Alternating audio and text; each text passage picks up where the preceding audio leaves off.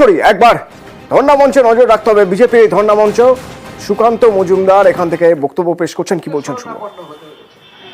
এই পুলিশ মমতা বন্দ্যোপাধ্যায়ের দলের যখন কোনো প্রোগ্রাম হয়, যখন কোনো রাজনৈতিক কর্মসূচি হয়, পুলিশ নিজেরা নেমে পড়ে সেই রাজনৈতিক কর্মসূচিকে কিভাবে সফল করতে হবে তার জন্য। আর আজকে দুর্ভাগ্যের বিষয়, ভারতীয় জনতা পার্টি যখন কোনো রাজনৈতিক কর্মসূচির ডাক দেয়, এই পুলিশ সেই আবেদনে সাড়া দেয় না, আমাদেরকে কোনো পারমিশন দেয় না, এবং আমাদেরকে মহামান্য কলকাতা উচ্চ আদালতের সামনে যেতে হয়, উচ্চ আদালতের কাছে যেতে হয় এবং গিয়ে বলতে হয় যে গণতান্ত্রিক দেশে ভারতবর্ষের প্রধানমন্ত্রী সম্পর্কে কার্টুন বানানো যায়, যে গণতান্ত্রিক দেশে ভারতবর্ষের প্রধানমন্ত্রীকে জল্লাদ বলা যায়, ভারতবর্ষের প্রধানমন্ত্রী সম্বন্ধে বাজে কথা বলা যায়, সেই গণতান্ত্রিক দেশের একটি অঙ্গরাজ্যে মাননীয় মুখ্যমন্ত্রীর বিরুদ্ধে ধর্ণা দিতে গেলে, তার পদত্যাগের দাবিতে ধর্ণা দিতে গেলে আমাদেরকে পুলিশ পারমিশন দেয় না। আজকে প্রশ্ন করতে চাই পুলিশের এই সর্বোচ্চ কর্তাদের কাছে, আজকে আদালত আমাদেরকে পারমিশন দিয়েছে এখানে 7 দিন ধর্ণা করার, অতএব আইনসঙ্গতভাবে কোর্ট প্রমাণ করেছে যে আমরা কোনো বেআইনি কাজ করছি না।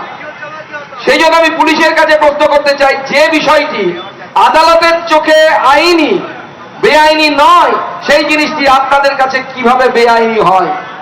নাকি আপনাদের চোখে মমতা বন্দ্যোপাধ্যায় হাওয়াই চটি লেগে গেছে, সেই জন্য আপনারা কোনটা আইন কোনটা বেআইন সেটা দেখতে পারেন না? আর যদি সেটা লিখে থাকে তাহলে মাইনেটা তো মমতা বন্দ্যোপাধ্যায়ের এবং তার দলবলের কাছ থেকে নিন। সাধারণ মানুষের মাইনের টাকায় আপনি মাইনে নেবেন, আপনার স্ত্রীর সোনার হার হবে, ঘরের এসি হবে, আর আপনি কথা শুনবেন মমতা বন্দ্যোপাধ্যায়ের, সেটা চলতে পারে না। বাংলার জনগণ আপনাদের কাছে কড়াই ঘন্টায় হিসাব বুঝে নেবে, সেই দিন আসছে।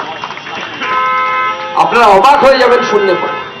প্রথমবার আমরা শ্যামবাজারে বলেছিলাম আমাদেরকে ধর্ণা দিতে দিন, পুলিশ দিল না, আমরা আদালতের শরণাপন্ন হলাম। আদালত 5 দিনের পারমিশন দিলেন, বলেন 5 দিন আপনারা ধর্ণা করতে পারেন, সকালবেলা থেকে রাত 9টা পর্যন্ত। এবার আরজিকরের প্রাক্তন অধ্যক্ষ সন্দীপ ঘোষ, যাকে এখন রোজ সিবিআই সিজিও কমপ্লেক্সে ডেকে পাঠাচ্ছে, একবার ভাবতে পারেন তার একজন বাউন্সার ছিলেন, এবং সেই বাউন্সারের আবার 40 লাখি গাড়ি। কে সেই বাউন্সার, কতটা তার তেজ, দেখাবো বিরতির পর, সঙ্গে থাকুন।